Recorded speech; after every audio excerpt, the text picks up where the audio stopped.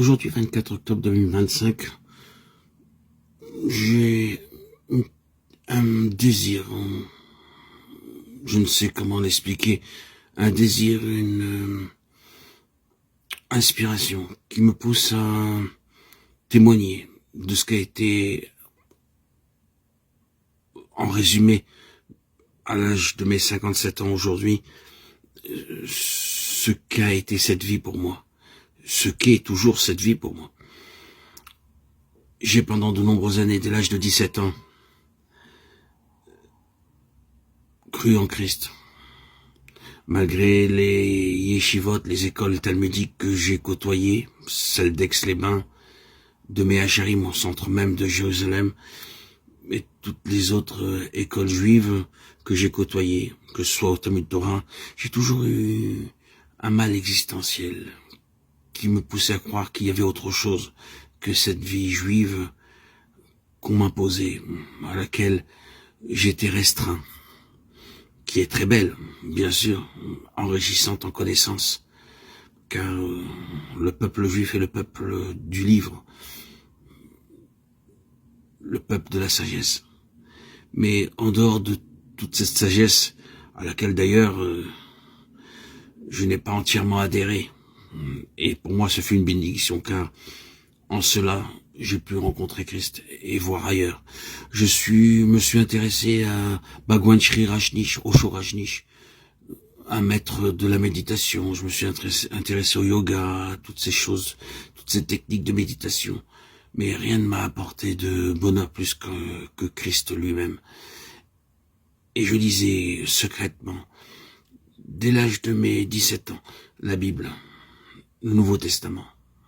Contrairement à ce que les Juifs, les pharisiens d'aujourd'hui nous inculquent et nous interdisent de lire, je faisais abstraction de leurs commentaires et je continuais à poursuivre mon chemin dans mon cheminement en suivant le Christ. À l'âge de mes 25 ans, l'année de mon mariage, j'ai décidé de vouloir me faire baptiser.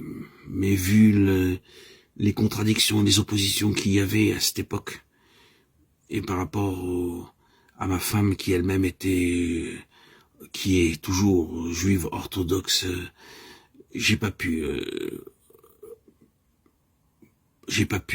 payer le prix que je devais payer.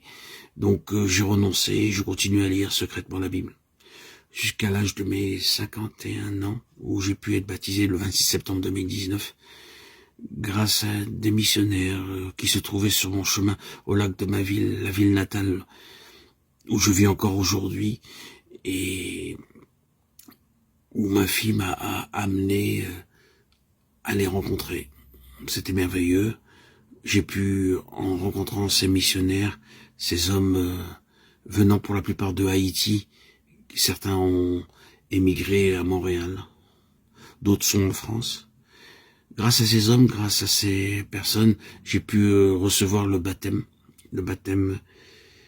par immersion, au lac même de ma ville, au lieu de rencontre, même où on s'est rencontrés, tout simplement.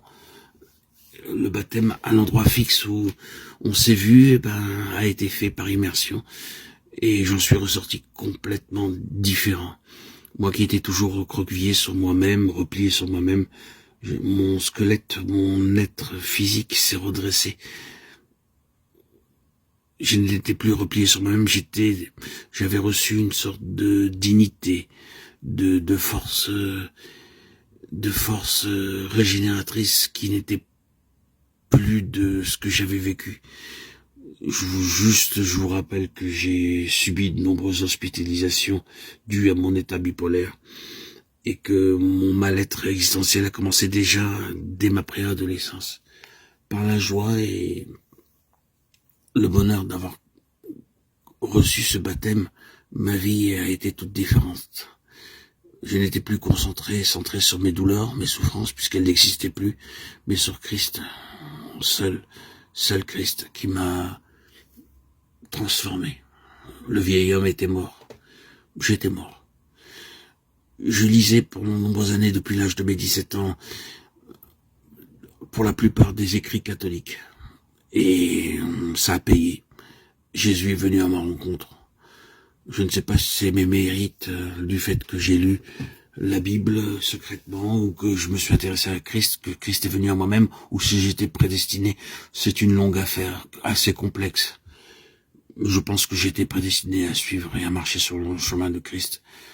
Vu ce que j'ai enduré, j'avais pris la croix, j'ai reçu la croix, subi la croix, avant même de recevoir le baptême. Donc, mon premier amour fut l'église catholique. D'ailleurs, j'allais très souvent à l'église, à la paroisse Saint-Louis-d'Antin où je prenais l'Eucharistie alors que j'étais même pas baptisé. Et je recevais cette présence réelle de Christ. D'où, encore aujourd'hui d'ailleurs, cette foi en l'église catholique que je garde secrète au plus profond de mon cœur, que je vous divulgue aujourd'hui. Cette foi en l'église catholique qui m'a tellement apporté par l'Eucharistie, où j'ai vécu la présence réelle de Christ. Puis, après, j'allais dans l'église de Haïti, où j'ai reçu beaucoup d'amour, émotionnellement, sentimentalement. L'esprit fraternel était là, bien présent, puissant. Et je suis resté pendant plus de 5 ans, tout en côtoyant l'église catholique et en restant à prendre l'Eucharistie secrètement. Puis après, j'ai rencontré l'église Patmos, où je me suis vraiment renforcé. J'ai connu à travers les écrits de frère Verboen, Baksing, frère Austin Sparks, Jesse Penn Lewis, Watchman Nee, tous ces écrits qui sont à ma disposition, qui m'ont enrichi, grandi, édifié. Et c'est toujours une merveille puisque je continue à les lire. Donc aujourd'hui, à l'âge de mes 57 ans, je voudrais faire un petit résumé de tout ce qu'a été ma vie. Une réjouissance, un succès, une réussite par Christ. Car sans Christ, ça aurait été, pour moi, vu mon passé, mon historique, si je n'avais pas reçu le baptême, peut-être le suicide ou la mort désirée et aspirée. Mais aujourd'hui, en Christ, par Christ et pour Christ, je vis une vie édifiante.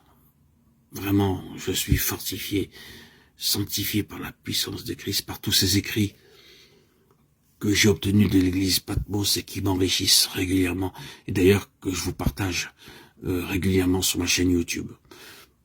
En résumé, Christ est ma vie, Christ est ma joie, Christ est ma réjouissance, Christ est ma liberté. En Christ, sachez bien, comprenez bien, que vous pouvez recevoir toutes les gratifications,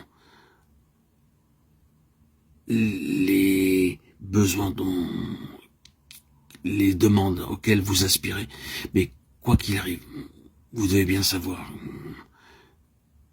que l'élève n'est pas plus grand que son maître et il faut subir et recevoir des épreuves pour pouvoir appartenir et faire partie de l'église de Christ. L'église de Christ n'est pas une mince affaire. L'élève n'est pas plus grand que son maître. Sachez-le bien, suivre Christ, c'est un chemin, c'est un parcours, c'est un cheminement où ce n'est pas facile. L'évangile n'est pas un évangile bonbon comme tous les prédicateurs. Les prédicateurs et les évangélistes qui s'intéressent à votre porte-monnaie veulent vous instruire. Suivre le Christ, c'est porter la croix. L'élève n'est pas plus grand que son maître, c'est porter la croix. Ainsi, vous pouvez avancer, comme ce le fut pour moi. C'est une merveille, et ça l'est toujours à ce jour. Gloire à Dieu au plus haut des cieux, et paix sur la terre aux hommes qu'il aime. À toi, Seigneur, tout honneur, toute gloire pour les siècles des siècles. Alléluia.